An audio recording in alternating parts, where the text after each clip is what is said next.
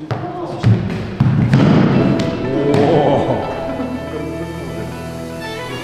おっと、何が起きた。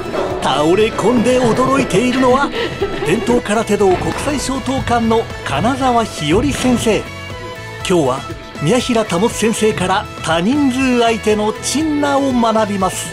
レッツ様っていう宮平先生、よろしくお願いします。1対1ですと、日和先生ですと一撃で相手を倒してしまうとは思うんですが、2対1という場合とか、2対1っていうのはもう一人一人相手に全力で1人で2倍の力を使うというより、2人っていうのをこう逆にまとめて片付けてしまうというような感じでっていうのもありかなと思いますので、ちょっとじゃあ一度ご自身で体験してみてください。ちょっとこれは一度突き取って、で日和先生とこの今2組だとしますね。で日和先生がこう攻撃しようとすると、僕はこれで日和先生に彼を打たしたりとか、打たしたりもありますし、あるいは僕が決めるともちろんこう探すところで、僕はあえて日和先生に打たそうとする気がしますね。そしてあれ、すいません。驚きました。本当にこんな風になるんですね。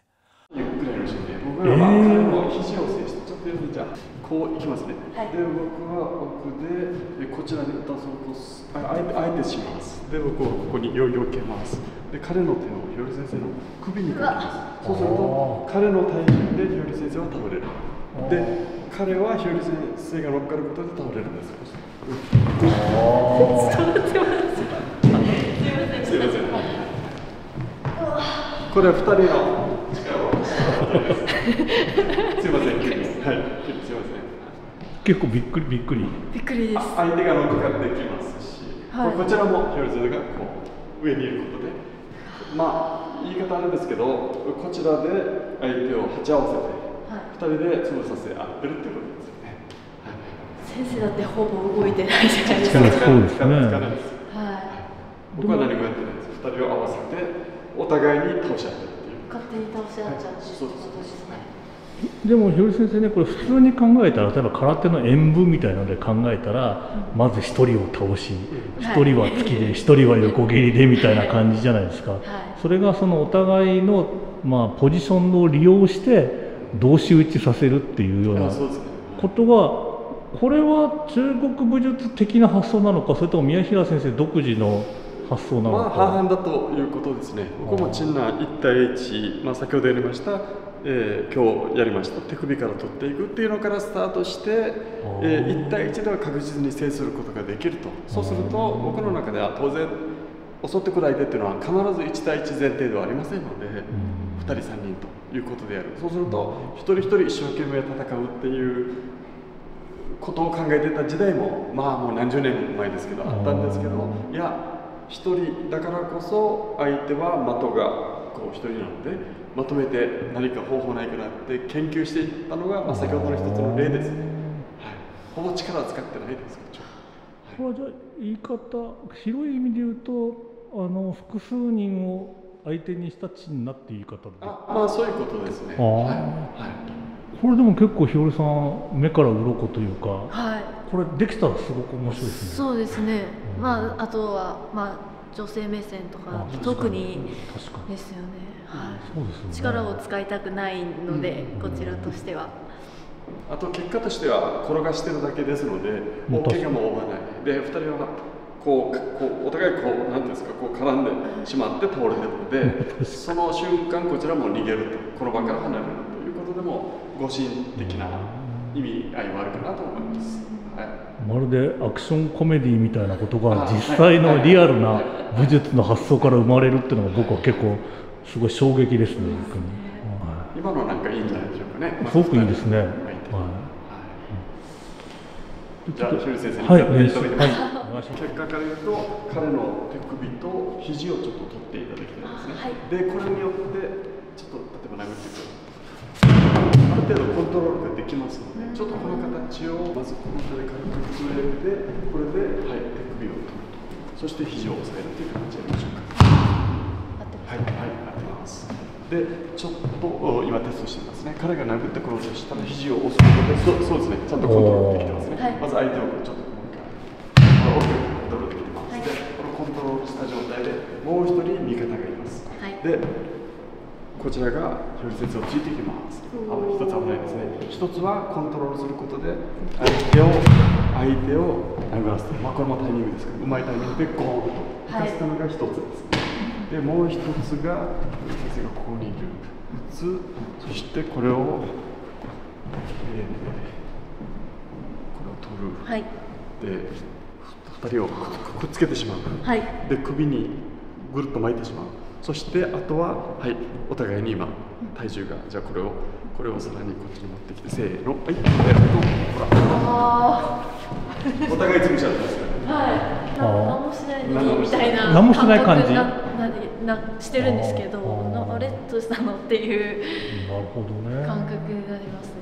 面白い。ですから一番難しいのは最初の相手をいかにコントロールして一人をある意味こう縦にして使うかっていうのがポイントになるかなと思いますね。じゃあもう一度、お願いします。じゃあついていきます。でこう来た場合はどうしましたっけ？でここでやってもちょっと浅いですね。ちょっと浅いですね。じゃあくっつけましょうか。くっつけましょうか。そして回転します。掴み方っていうのはありますね。あります。ちょっとじゃあグレーダー入れます。こういきます。一つがでもこれ殴ってくれという。あとは掴み方。これ掴み方が受け流してるんですね。相手に止めてるんじゃなくて、ちょっと打ち込んで受け流してるんですね。でたっぷり打ってもらう。流してるんで、で相手の上向いて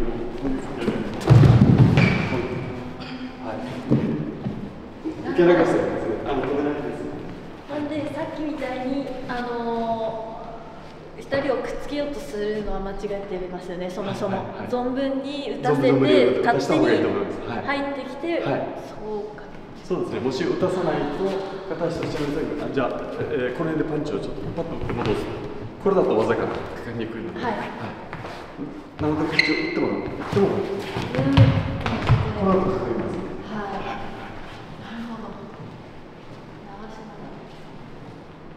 小指側から引っ掛けるような感じですか？上から回す。ちょっとやってみましょうか。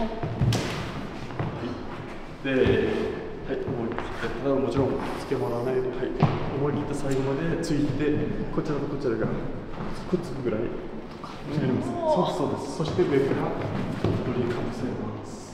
でこちらはこういうふうに上向きになると、技がかかりますね。でもうまいですよ。できてる。できてんですかね。ちょっと自分でしっくりこないですけど。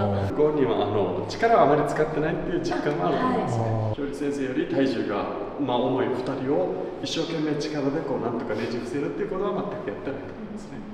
2人を勝ち合わせてうまい具合に操作して、勝手に倒れていってるっていう。女性はやっぱ男性よりも筋力もないし力もないっていう中で、こういった習得とかって逆にこう力が弱い女性の方がこう習得しやすかったりとかっていうのもあるんですかね？僕はそれが向いてると思っています。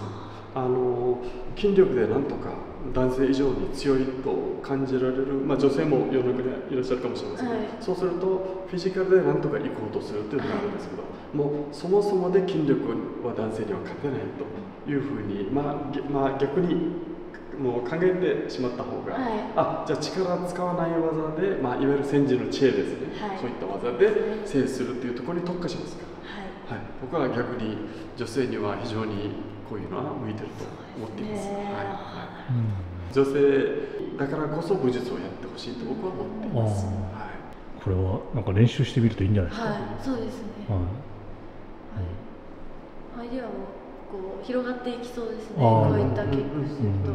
多人数、もちろんね、3人いて1人をまずバーンと戦う、もう1人来たら蹴る、もう1人が来るっていう方法もあると思うんですけど、これって結構大変ですよね。結構大変なので、こちらが強いって分かるとさらに相手もいろいろありますよね。武器持ってきたりとか。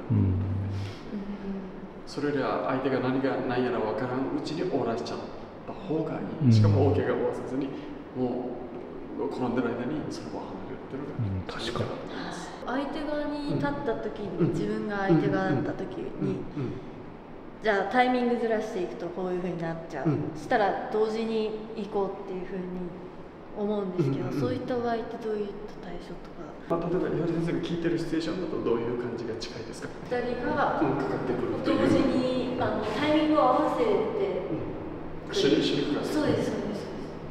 そういった場合私はちょっとどうしたらいいんだろうって一緒についてしまうんですけど、1対2ということはこの人相手この人相手っていうふうにはやっぱりならないので、必ず誰か一人をやっぱ盾にするというのが必要かなとは思いますね。なんならこちらがちょっと攻撃する、あっちも攻撃する、わってなったら大変なので、戦いってなったらもうこっちから行ってしまう。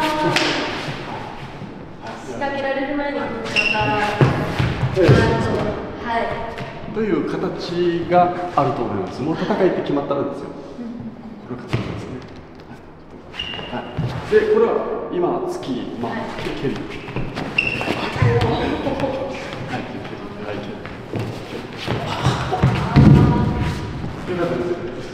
もうそしたら自分からそういった状況を作り出すっていうことですね。もう戦いって決まったんですよ。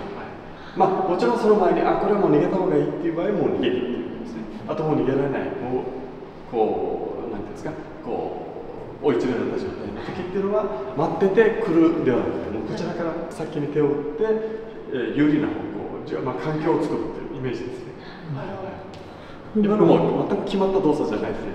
これ蹴ってきてぶつけただけですから。僕の発想の中では3人いたらこの人とやってうまくいったらバチンと蹴りでっていうのはもうないですね。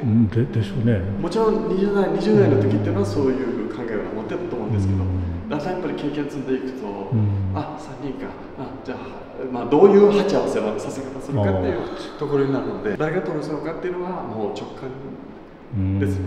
一人を盾にすると相手も非常に嫌だと思うんです。せっかくですので3人が相手の場合も見せてもらいましょ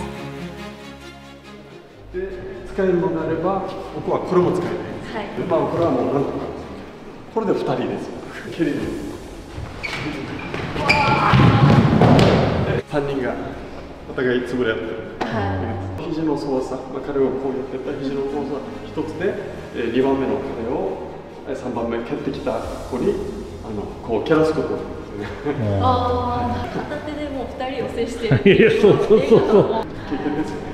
理にかなっているというか、本当に使えるような技だったので、自然と入ってきたっていう感覚ですね。そうですね。すごく上手だったと思います。柔らかくされたっていうのが大切な部分だったと僕は思いますね。例えばこう押さえた両者をこう押さえますよね。その時に逆にひろり先生が肘を打ったりして相手を離してしまうと、相手もさらに逆上というかもうこのパターンが消えますので、逆に柔らかくこうふわっと包んで終わらすということの方が大切だと思いますので、なのでやっぱり人間ってちょっと緊張とかやると早く仕留めたいということで、言ってしまいがちなのをあえて、先人の知恵を借りて、いやここはそんな怖がったり、なんかする必要ないと、柔らかく包んで終わらすというのが一番いいのかなと思います。複数相手の戦いは予定調和のやらせのように見えがちですが、最初に日和先生が襲う側を体験したおかげで本当に使えるんだというリアリティを感じました。ありがとうございました。ありがとうございました。Everyone is a hero in 黒帯ワールド。黒帯ワールドでは誰もがヒーロー、もちろんあなたも。